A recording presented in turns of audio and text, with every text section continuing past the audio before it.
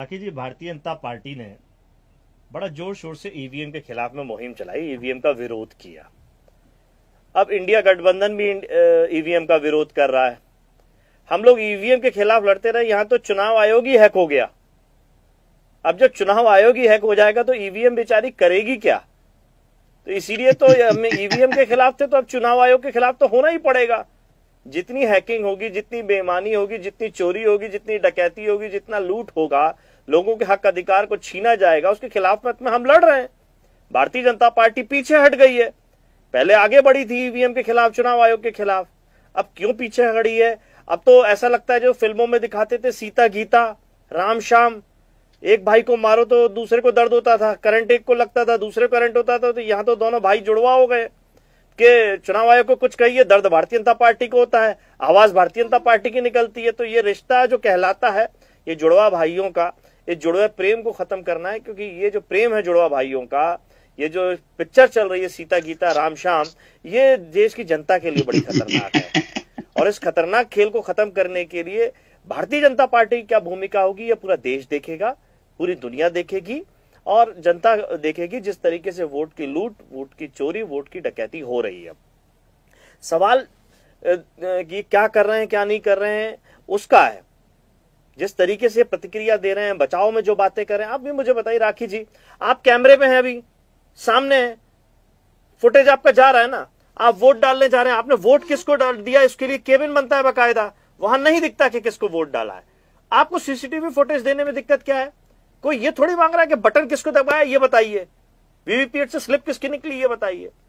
आप कहां जा रहे हैं, क्या क्या बयान दे रहे हैं बचाने के लिए? मतलब दिखता है कि जिस तरीके से एक झूठा आदमी एक झूठ को छुपाने के लिए कई हजार झूठ बोलता है, एक मक्कार आदमी एक मक्कारी को छुपाने के लिए बहुत सारी और मक्कारियां करता है। चुनाव आयोग कहीं ना कहीं वही रूप में दिख रहा है। और ये बड़ा दुर्भाग्य है कि जिसको जिम्मेदारी दी गई है देश में, पूरे देश के लोग उस पर जिम्मेदारी के साथ देखते हैं।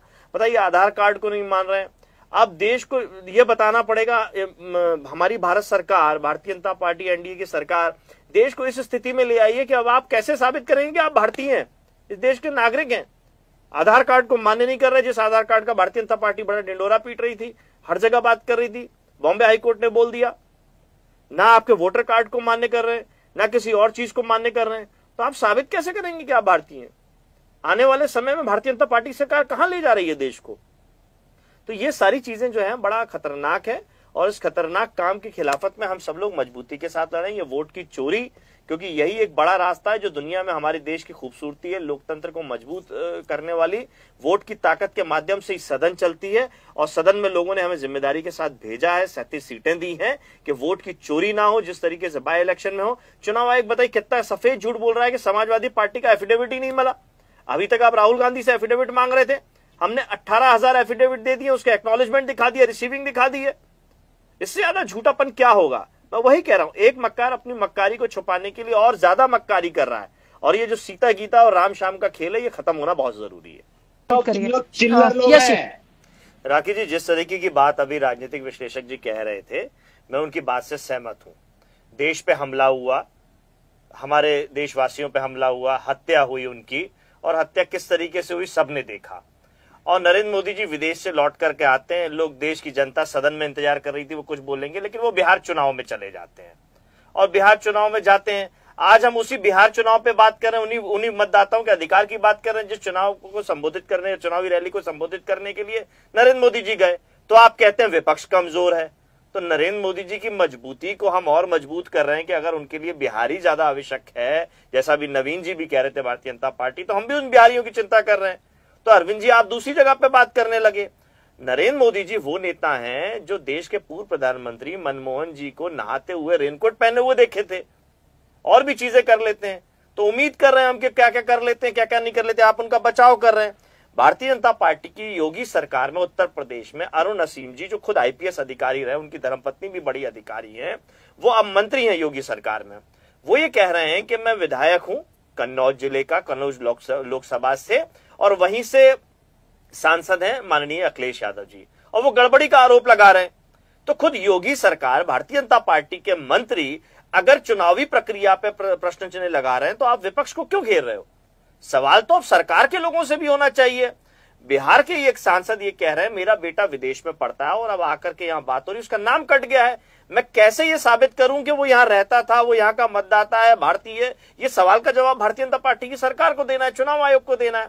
समाजवादी पार्टी के ऊपर आरोप लगा रहा है चुनाव आयोग कि हमारे हलफनामे, हमारे एफिडेविट्स रिसीव नहीं हुए। 18,000 एफिडेविट्स हमने उनको दिए हैं, हमने रिसीव आज माननीय अखिलेश यादव जी सदन में भी दिखाई, पत्रकारों को है हमारे पास। अभी आप बोलेंगे मैं अभी आपको दिखा दूंगा। तो आखिर चुनाव आयोग जैसी संस्थान इतना सफेद झूठ क्यों बोल रही है, किसको बचाने के लिए लगी? ये सब दिख रहा है स्पष्ट तौर पे। जो अभी बात कर रहे थे, अभी एक सज्जन के राजनीतिक विश्लेषक जी के दिखाइए कहा, हमने देखा अभी उपचुनाव जो उत्तर प्रदेश में हुए जो विधानसभा के, उसमें एक सज्जन ये कह रहे हैं मैंने 6 वोट डाले। ईवीएम से लगातार वोट डालते हुए वीडियो आया, माननीय अखिलेश यादव जी के ट्विटर हैंडल पे चले जाइए, वो दिखा रहे हैं कि एक ही व्यक्ति कई वोट डाल रहा है। तमाम घटना मीडिया के लोगों ने भी दिखाई। कार्रवाई क्या हुई, सवाल उस पर उठ रहा है। माननीय अखिलेश यादव जी ने यही बात कही कि एक जगह एक जिला अधिकारी के ऊपर, डीएम के ऊपर अगर कार्रवाई हो जाएगी तो बाकी सब भी अंकुश हो जाएंगे जो निरंकुश हो चुके हैं इस भारतीय जनता पार्टी के संरक्षण में। हमारे राजनीतिक विश्लेषक जी कह रहे हैं कि अगर आपको तकलीफ होती है, सारी सरकारें जो विपक्ष की हैं वो इस्तीफा दें और रोड पे आ जाएं। जैसा कि राजनीतिक विश्लेषक जी ने कहा कि देश में बहुत सारी समस्याएं, बहुत सारी चीजें, आप रोड पे आ जाइए, छोड़ दीजिए अपना घर, दुकान, मकान, जो भी आप करते हैं। जो सुझाव आप राजनीतिक पार्टियों को दे रहे हैं, कभी अपने ऊपर भी अपना लीजिए, आप भी तो विश्लेषक है राजनीतिक के। समस्या ये है कि आप मुद्दों से हटाना चाहते हैं। अभी बिहार में चुनाव है, बड़ी आपदा है, बड़ी बाढ़ आई हुई है, उस इतनी बड़ी आपदा और बाढ़ के बीच में एसआईआर कराना आवश्यक हो गया और उस पर जो सवाल उठ रहे हैं उस पर जवाब नहीं देना है। ठीक है, उन सवालों पे देश की दुनिया की सबसे बड़ी पार्टी होने का दावा करने वाली भारतीय जनता पार्टी चुनाव आयोग के साथ दिख रही है, गलतियों पे पानी फेर रही है। मैंने उदाहरण बताया, खुद भारतीय जनता पार्टी के नेता प्रश्न चिन्ह लगा रहे हैं, लेकिन भारतीय जनता पार्टी के लोग बचाव कर रहे थे। दिख रहा है जो सीता गीता राम श्याम जो पिक्चर बता रहा था, ये डबल रोल जो चल रहा है, ये बड़ा घातक है।